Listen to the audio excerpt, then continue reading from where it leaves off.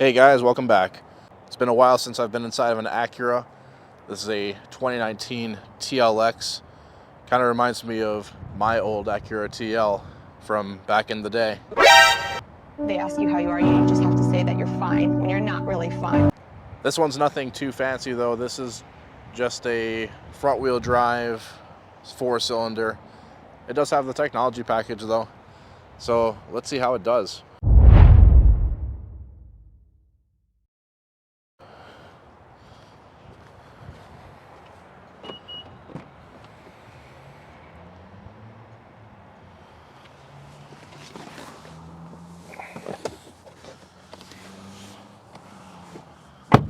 Legroom is super tight back here. However, that's not entirely honest because this car has the easy entry exit feature, so the seat moved back when I exited the driver's seat.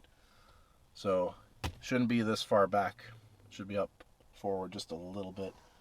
Although headroom is still not great in here. Can't do much about that.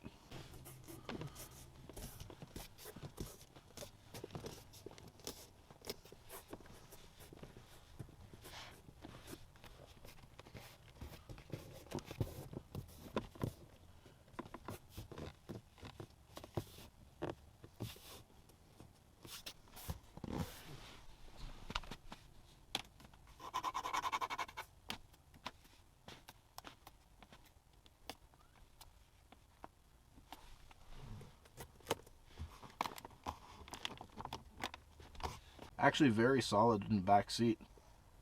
Let's check out the door handle and make our way to the front.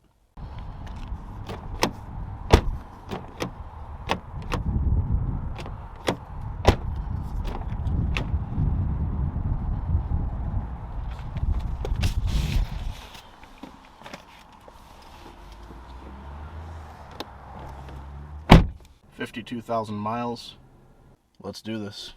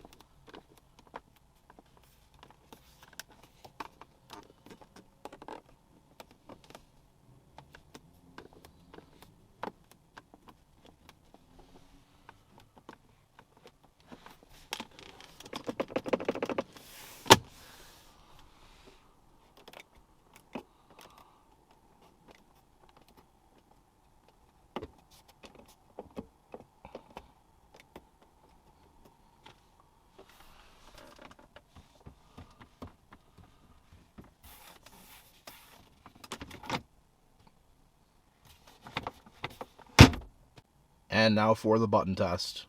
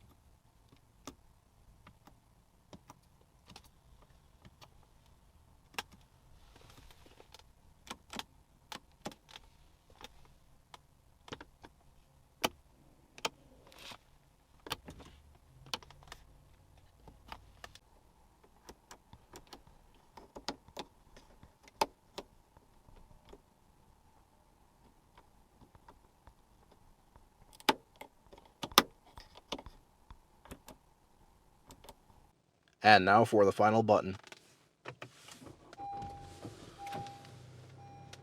Guys, I have to tell you, this car is so similar to my old 2010 TL, even though this is the newer version, of course.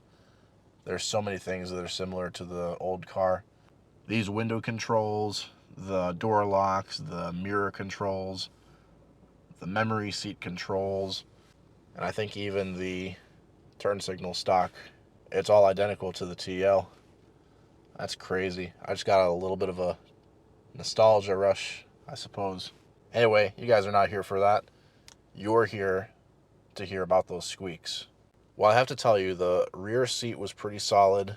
The front seat was kind of solid, except one big boo-boo in this front seat area was the driver's door by far. Everything was squeaky. Bit on the sort of lighter side. Not too terribly squeaky as far as sound, but there was just a lot of squeaks. That I wasn't a big fan of. The rest of the car was just kind of not perfectly screwed solid, but not a loose piece of crap. Kind of I guess. As far as a score goes, I'd probably give it just a 7 out of 10. As far as materials go, things are not too bad in here. We have the soft touch vinyl on the upper areas like the dash and actually all of the door. No disappointment there. You do run into hard plastic though by your knees and lower, which is unfortunately typical of this car's kind of class. It is what it is. Main trim in here appears to be this, I'm guessing fake wood. It's in all of these TLXs. It's sort of like a dark wood kind of look. It's kind of hard to see on the camera, to be honest, but there it is. Yeah, the lighting is not so good. I'm filming around sunset, and this car has very dark tints. You can't see it on the camera, but you're gonna have to take my word for it. This is a very dark interior. The seats, to me, feel like real leather. They're not the absolute softest in the world, but at least they're not cloth or something else, so I'll take it. The headliner and the sun visor are both cloth, and they both feel pretty good. And like I said with the buttons and switchgear, they feel pretty much just like the old TL in a lot of ways. And in that car, they felt pretty average. The buttons in here are very typical Honda, Acura of this era. And they don't feel bad. They don't feel offensively bad or anything, but they're really nothing special. They're not really satisfying to press down on them or anything like that. So, yeah, average buttons. I do like this big sort of circular button here that controls the navigation screen. Has a little bit of a plastic knurling on the edge. I dig that, but the rest is just average. Oh, and I like the push button start, just like in the TL. It's red. That's kind of neat. This is honestly what the Dodge Hornet was missing. I'd give this a 6 out of 10 for materials. So there you guys have it. Your final score is 7 out of 10 for fit and finish, 6 out of 10 for materials. Please let me know your thoughts. I didn't really drive this one around too much, but I've driven a ton of these TLXs, and even my car, my old TL. They're very close as far as the drive goes, so these don't feel especially inspiring to drive. They're not going to feel like a German car, that's for sure. This is no E-Class or 5 Series or anything.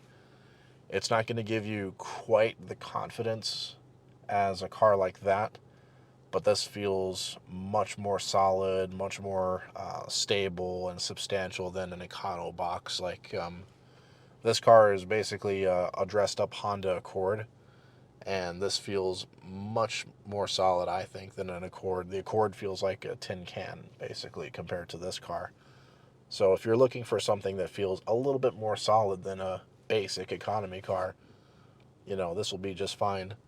But it's not going to give you Autobahn levels of confidence like a German car. This is somewhere kind of in the middle between a shit box and a nice car. but it's perfectly acceptable to drive every day. You know, you'll be fine. I'd say this is a decent car and that you should probably buy it.